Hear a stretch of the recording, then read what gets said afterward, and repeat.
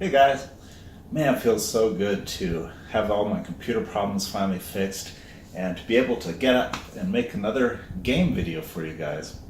And today I've got a couple things here I want to talk to you about.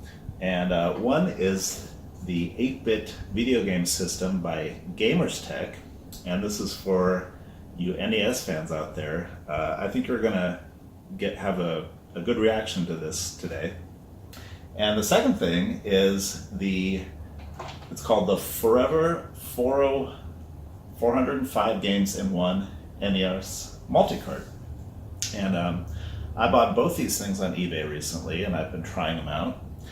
And I got to tell you, I think this is a fantastic value for someone who just kind of wants to get into the NES maybe and just try some stuff out, or someone who's already collecting for NES and just wants to have a lot of new game experiences that they pretty much have never likely had before.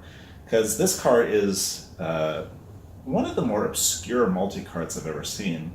I was actually looking on eBay beforehand, and I was trying to get just like a multi-hundred game NES cart so I could just kind of play a bunch of games and not have to buy these bulky NES carts if I want to try something.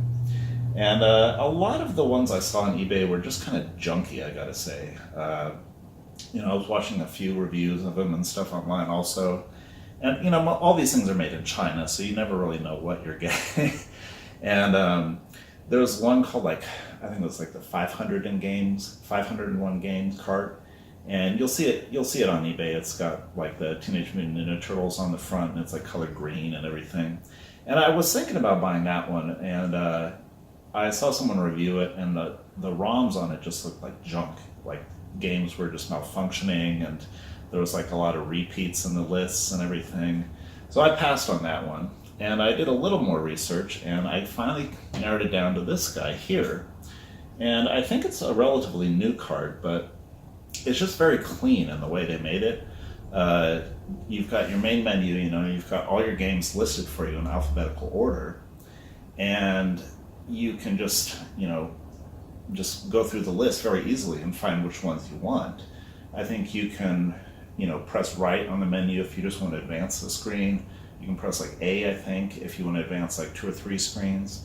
So it's pretty manageable. They put a lot of work into just making kind of the fit and finish of it nice. And there's no repeat games on the list. They're all, individual things. So someone actually, went to the trouble of making a decent product, and that's why I picked it up. And another thing I did was I'm a little nervous about playing these kinds of like repo carts and whatnot in my old NES system that I've had since I was a kid, because I'm kind of nostalgic for it. I don't want to mess it up with some Chinese knockoff games that I don't trust.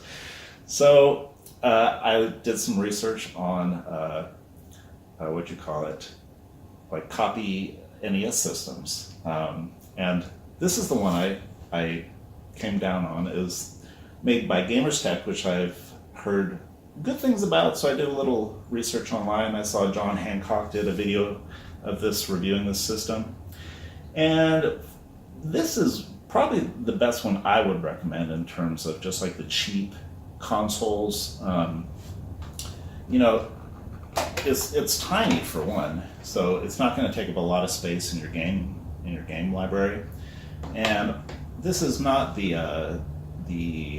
HDMI version. This is just like the composite video version, which is cheaper by I think like $15 or $20. And I actually picked this one up for like $23 with shipping, shipping included off eBay. And I've got to say, it's a pretty good value for your money. The system itself is a little cheap. Like I've noticed the pins inside will kind of bend a little bit. When you get this thing at first and you put the game carts in, it's got the grip of death on this thing. You got to rip it out of there. And I noticed some of the pins will get bent, so I have to push them in again with a screwdriver. But it still works fine. And now that I've been using it a little more, the games go in a little easier and come out a little easier, and it still works. So I think it's a fairly decently made system.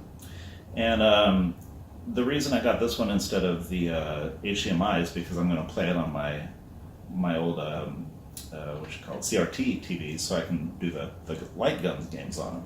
If I got the HDMI and I'm putting them on my flat screen, I'm not going to be able to do anything with that.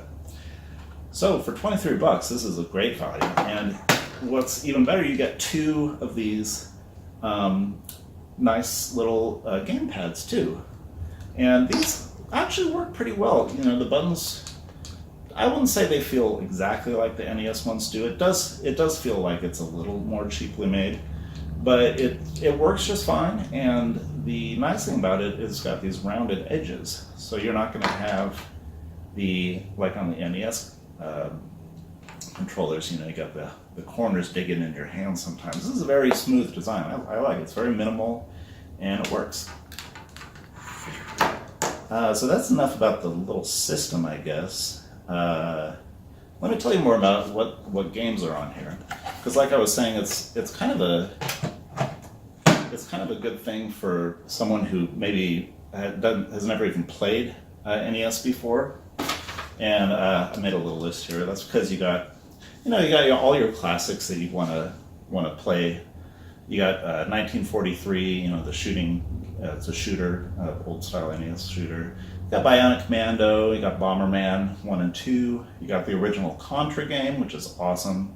You got Battletoads. Oh, now that I mentioned Battletoads, I remember one thing that is a problem with this thing. It's not perfect, let me tell you. I've been noticing some of the games tend to crash, and Battletoads is one of them, unfortunately. So I was getting like 1 or 2 levels into Battletoads, and I've tried it twice.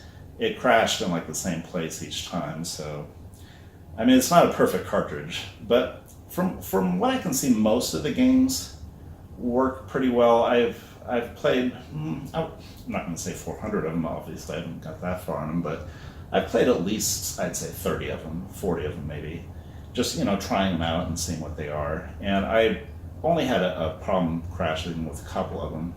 What was the other one I had? Double Dare, I noticed crashed pretty frequently. And there was another one too. And maybe I'll think of it later. But let me list some more games here. You got Castlevania 1 and 2, not 3 unfortunately. You got the original Donkey Kong. I think Donkey Kong 3 is on there. Bunch of Donkey Kong games. You got Dig Dug 1 and 2. Got the original Double Dragon. You got all 4 Dragon Warrior games that came on the NES. You got Duck Hunt, you know, light gun. You got The Guardian Legend, which is a very good game. You got DuckTales 1 and 2, Excite Bike, Jackal, Xanadu, Final Fantasy 1 and 2, Kid Icarus, Ghosts and Goblins, Kung Fu, Life Force, Mega Man 1 and 2. I would like 3 on there, but you can't complain too much. The original Mario Brothers, you got the original Metal Gear game, Metroid, Mike Tyson's Punch-Out, Ninja Gaiden, or Gaiden, POW, that's another fun one, Pac-Man and Miss Pac-Man. You got both Paperboys 1 and 2. You got both RC Pro-Ams 1 and 2. You got Rad Racer, you got Rygar, Strider, one of my favorites, Super Mario Brothers, and the Super Mario Brothers Lost Levels, which was 2 in Japan. You got the Teenage Mutant Ninja Turtles, the original one. You got Tetris. You got Wizards and Warriors 1, 2, and 3. And you got both Zeldas on there, 1 and 2. So, you know, just for like a well-rounded experience from Nintendo, they got that covered pretty well. There's a few other games in there I would have liked to see, like maybe Super Mario 3, and like as a Castlevania 3, that would have been good in there too. And then it's kind of interesting. They also have a lot of just like imports and like original Famicom games that have been translated. And all these games are in English. You're not going to unexpectedly get like something in Japanese and not be able to play it, which I thought was really cool. Let me list some of those. You got Bashi Bazook, which I think was actually like a European game, but it never came out here. That one's kind of interesting. You got Bird Week for the Famicom. That's kind of wacky. Binary Land, Chack and Pop. You got the original NES Macross game, which is kind of a cool shooter. And you got Chaos World, Kokoron, which is another European game, I think. Doraemon, Famicom. Nuts and Milk. Twin Bee, another kind of Japanese shooter. Devil World, which we never got here. It was just Japan and Europe. You got the original Fire Emblem NES game, which never came out here, and it's it's all translated and everything. It's really cool. You got that Holy Diver game, which I just saw recently. I think it was just a Famicom game. It was kind of an obscure one, but that's on there. And you got Puyo Puyo, and you got the 8-bit version of Ys, which I didn't even know they made, but it's on there. Yeah, there's actually a lot of just kind of obscure role-playing games on there too, like a lot of Famicom role-playing games that have been translated, and ones I've never even heard about before. So if that's your thing, you're going to like this cartridge. And what else we got there? Oh, Sweet Home, which is also translated. That was like a horror game for the NES, kind of hard to imagine. I haven't tried it too much yet. I just kind of booted it up. And let's see here. It's also got a couple just like homebrew games on it. It's got both the Battle Kid games 1 and 2. It's got some kind of like hack of Battletoads. It's called Battletoads and Double Dragon. It's not very special. They just like swapped out the Battletoad sprites with the Double Dragon guys. And they actually put the 8-bit NES version of Final Fantasy VII on there, which I thought was strange. That's kind of an ambitious venture, I would think, to put on the 8-bit. And then you got kind of like a lot of oddball games too that I wouldn't have thought they'd put on here, but I think they kind of think maybe people just want to play some oddball games that they never otherwise try. They put a bunch of Color Dream games on here. I think they have all the Color Dream games actually. They got Baby Boomer. They got what was another one? Master Chew and the Drunkard Who. They got that one on there. And there's some other oddball games. They got the Frankenstein game, which I think looks kind of cool. I haven't tried that one too much, but it looks good. They've got that weird gun game Chiller that's like super violent. They've got a weird like RPG game called Legend of the Ghost Lion. Hopefully I could show you the artwork for that while we're talking here. It looks like straight out of 80s artwork, but the game is just like a little Japanese game. We got a weird game called Phoenix Karma that I really couldn't find any information about. Another weird one, Princess Tomato and the Salad Kingdom, which is like a vegetable RPG. It's weird. And actually, my favorite of the oddballs was a game that I used to play when I was a kid on my old Atari computer. Is m.u.l.e. M.u.l.e. It stands, I forget what it stands for, but it's like a planetary development game, and you gotta like know all about economics to play it. So I thought it was really fun. And yeah, that's about all the games I wanted to mention to you guys. I'm gonna try to show you a list of stuff after I get off here, so you can see all the games on the cartridge. There is actually also a save feature on this multicart, which I've never seen on another multicart, but it does have some issues. Well, the main issue is that you can only save one game at a time.